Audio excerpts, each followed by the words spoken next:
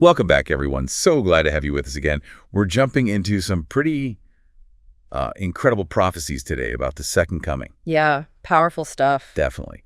And we're going to be looking at how Elijah plays into all this as found in the Book of Mormon, specifically 3 Nephi chapter 25. A great chapter, lots of symbolism and meaning packed in there. For sure. Right off the bat, verse 1, we get this really striking image. For behold, the day cometh that shall burn as an oven, and all the proud, yea, and all that do wickedly shall be stubble. And the day that cometh shall burn them up, saith the Lord of hosts, that it shall leave them neither root nor branch. Stubble in an oven. Wow. Yeah, that's a pretty strong image. It's vivid. It really gets the point across. You know, this kind of language, it really emphasizes just how complete the destruction will be for those who reject God. You know, when you think about stubble, it's like, what is that? It's just like dry, useless, leftover stuff. Like it has no strength. That's totally powerless. Right. Powerless against this fire, against God's judgment. Exactly. And then in verse 2, things shift. It says, But unto you that fear my name shall the Son of Righteousness arise with healing in his wings, and ye shall go forth and grow up as calves of the stall. I love that imagery. Yeah, it's so different, right? It is. Because this Son of Righteousness, it's not just about Christ's divinity. It connects his return with a source of healing. It's like active healing almost. Yeah, it's active and it's total, not just physical, but spiritual and emotional healing too. The righteous are really going to need that kind of strength. They will. Facing everything that comes before the second coming, it's about more than just survival, you know? It's about thriving. Yeah, like you said, thriving, like those calves, nurtured and protected in the stall. And then verse 3 continues this imagery.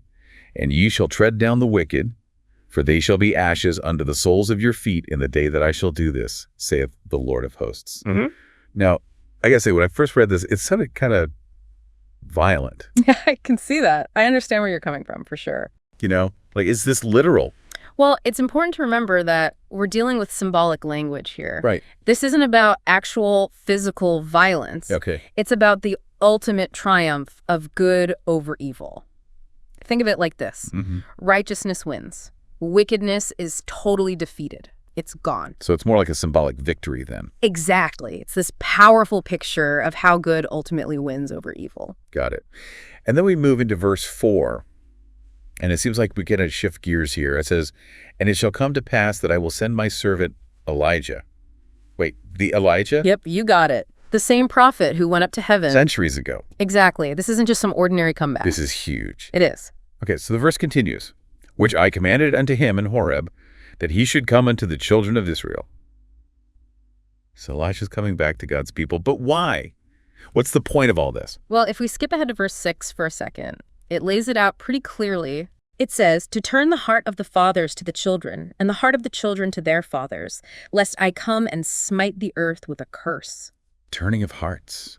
So this is about connecting families across generations. Exactly. It's about strengthening those bonds, bridging that gap between generations. And I think this is where the idea of temple work comes in. Absolutely. Because Elijah's return is all about restoring those keys, that authority, to perform those essential ordinances. Yeah. Like sealing families together. Not just for this life, but for eternity. Right.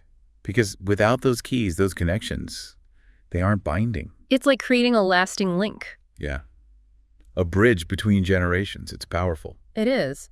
And it's not just about, performing ceremonies, this turning of hearts. It's about how we live our lives. It's about action. It is. It's about building strong families, honoring our ancestors, and reaching back to connect with those who came before us. It's been such a great discussion. Thanks for walking us through all of this. It's been my pleasure.